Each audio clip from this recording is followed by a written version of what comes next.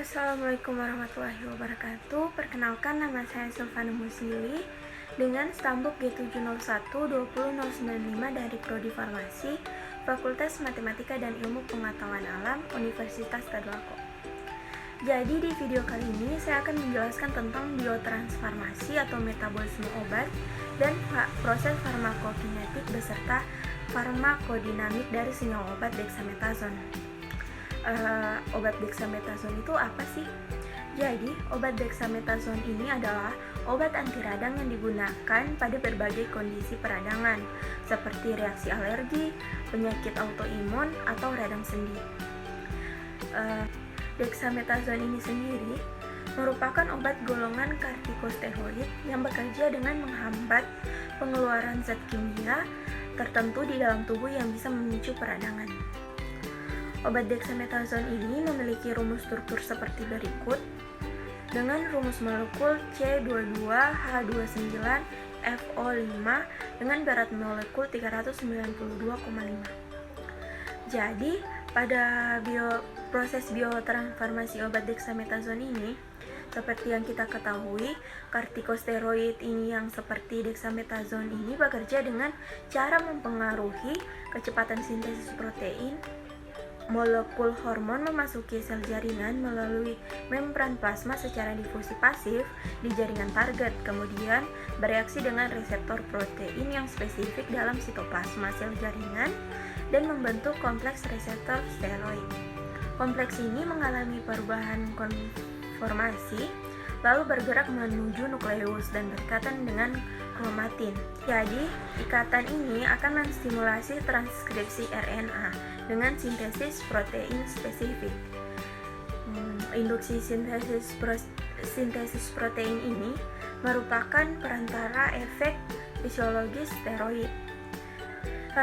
Jadi untuk jalur pemberian obat ini terbagi atas dua, yaitu ada intravaskular dan ekstravaskular. Pada pemberian secara intravaskular, obat akan langsung berada di sirkulasi sistemik tanpa mengalami absorpsi, sedangkan pada pemberian secara ekstravaskular umumnya obat mengalami absorpsi. Setelah obat masuk dalam sirkulasi sistemik, obat akan didistribusikan. Sebagian mengalami peningkatan dengan protein plasma dan sebagiannya akan dalam bentuk bebas. Obat bebas selanjutnya didistribusi sampai di tempat kerjanya dan menimbulkan efek. Kemudian dengan atau tanpa biotransformasi, obat diekskresikan dari dalam tubuh melalui organ-organ ekskresi, terutama ginjal. Seluruh proses yang meliputi absorpsi, distribusi, metabolisme, dan ekskresi disebut proses farmakokinetik, dan proses ini berjalan secara serentak. Untuk absorpsi dexa secara oral itu sendiri, dia akan mudah diserap dari saluran pencernaan. Waktu untuk mencapai konsentrasi plasma puncak itu sekitar 1-2 jam. Kira-kira untuk intramuskular itu 30-120 menit. Dan untuk intravena itu sekitar 5-10 menit. Untuk pendistribusiannya itu melewati plasenta dan memasuki ASI. Ikatan protein plasma sekitar 77%, terutama pada albumin. Untuk metabolismenya sendiri, obat ini dimetabolisme di hati oleh enzim CYP3A4. Untuk ekskresinya, obat ini diekskresikan melalui urin hingga 65%. Waktu paru eliminasi kurang lebih 0,9 jam secara oral, kira-kira 1-5 jam secara intravena. Baik, untuk